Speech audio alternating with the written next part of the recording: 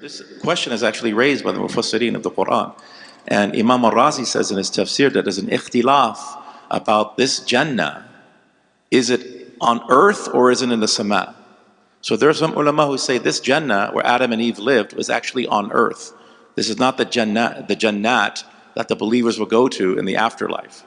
For this reason, it's because لا تقرب هذه الشجرة فتكون من الظالمين. Don't approach this tree. That's a prohibition. But in Jannah, in the afterlife, there are no prohibitions, right? So the ulama who take this position, they say, look, it's on earth somewhere, maybe between the Tigris and Euphrates, because that's where it's in Genesis. This is where it's called Gan Aden, Jannatu Adnin, the Garden of Eden, is in Iraq, between the Tigris and Euphrates, right?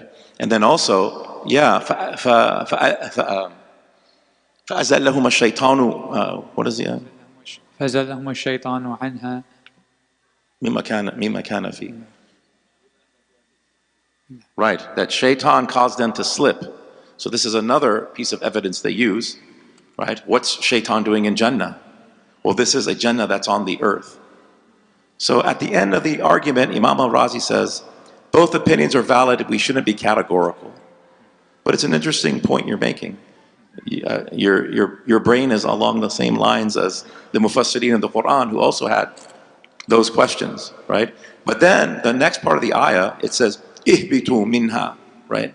Ihbitu ba'dukum li ba'din adu, right? Like hubut means to come down. Hubut means to descend. So they say, okay, now, no, it's talking about a celestial garden because it says descend. However, in other ayat in the Quran, right?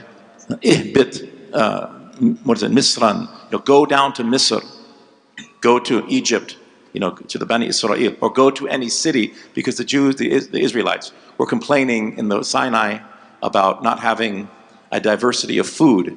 So Allah says, ihbit, He uses that verb. So this does not mean to descend from the heavens. It means to go from a high land to a low land.